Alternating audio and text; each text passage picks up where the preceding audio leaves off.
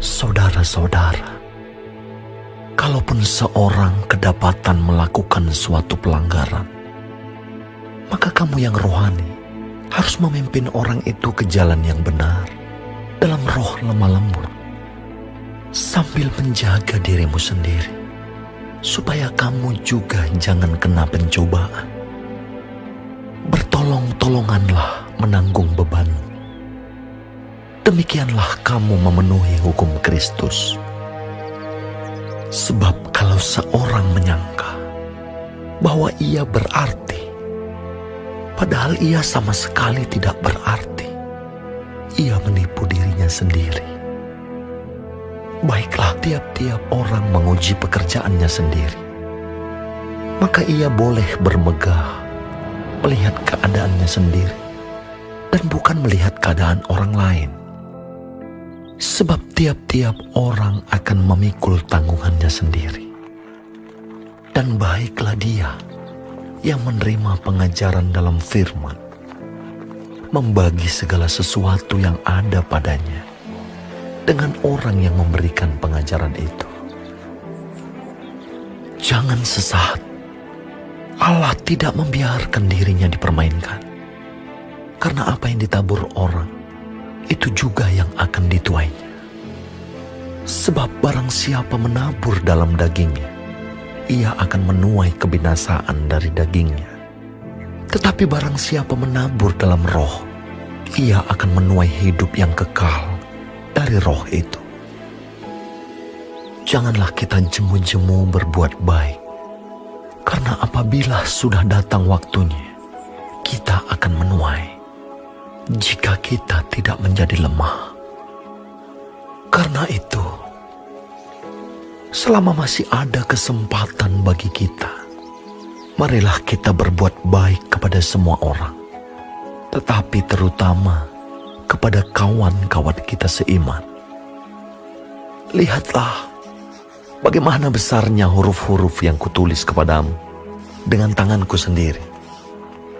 Mereka yang secara lahiriah suka menonjolkan diri, mereka lah yang berusaha memaksa kamu untuk bersunat, hanya dengan maksud supaya mereka tidak dianiaya karena salib Kristus. Sebab mereka yang menyunatkan dirinya pun tidak memelihara hukum Taurat, tetapi mereka menghendaki supaya kamu menyunatkan diri, agar mereka dapat bermegah atas keadaanmu yang lahiriah. Tetapi aku sekali-kali tidak mau bermegah selain dalam salib Tuhan kita Yesus Kristus. Sebab olehnya dunia telah disalibkan bagiku, dan aku bagi dunia.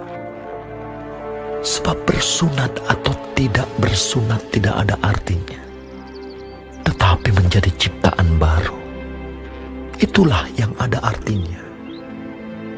Dan semua orang yang memberi dirinya dipimpin oleh patokan ini, turunlah kiranya damai sejahtera dan rahmat atas mereka dan atas Israel milik Allah. Selanjutnya, janganlah ada orang yang menyusahkan aku, karena pada tubuhku ada tanda-tanda milik Yesus. Kasih karunia Tuhan kita Yesus Kristus menyertai roh kamu, saudara-saudara. Amin.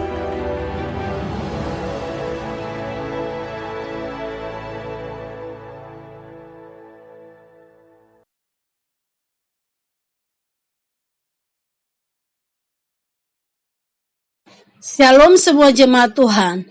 Kembali kita di dalam pendalaman Alkitab Clearsight. Sekarang kita sudah memasuki kitab Galatia yang terakhir, yaitu Galatia 6. Tuhan Yesus memberkati. Di dalam ayat 1-10, saling membantulah kamu. Di dalam jemaat Galatia ada dua kelompok yang bisa kita lihat pertumbuhan imannya. Yang pertama adalah mereka yang sudah rohani, yang tidak mudah tergoyahkan dengan ajaran-ajaran yang lain atau tidak mudah lagi jatuh di dalam dosa. Yang kedua adalah mereka yang masih butuh bimbingan, yaitu mereka yang mudah jatuh di dalam dosa. Lalu siapa yang harus menolong mereka? Yaitu mereka yang dapat dikatakan dewasa di dalam kerohanian dan pengetahuan iman, bijaksana serta berhikmat.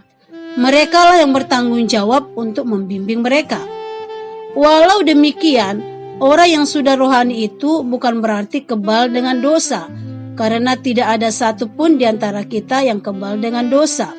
Maka dengan itu, Paulus menasehatkan mereka supaya tetap waspada, supaya tidak ikut jatuh.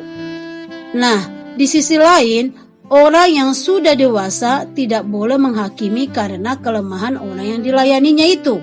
Tidak boleh memenggangkan diri karena saya, sehingga pelayanan ini bisa. Tetapi sebaliknya, kita harus sadar bahwa itu semua adalah karya Tuhan untuk memuliakan Tuhan, supaya semua jemaat itu sampai pada rencana Tuhan. Amin. Di dalam ayat 11 sampai 18, peringatan dan salam.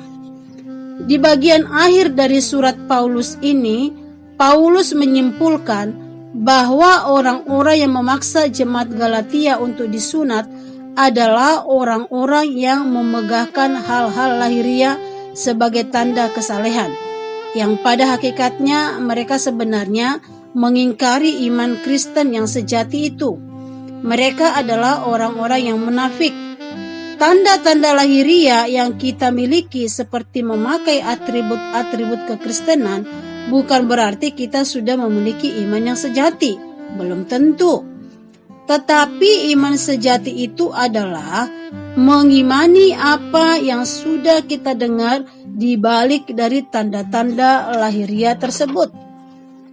Kekristenan kita bukan sebatas tanda-tanda lahiriah. Iman sejati akan terwujud di dalam kesaksian hidup kita yang memberkati orang lain. Kiranya kita bukan hanya sebagai pendengar, tetapi jadilah kita menjadi pelaku-pelaku firman Tuhan dan dimampukan Tuhan untuk melakukannya. Amin. Tuhan Yesus memberkati.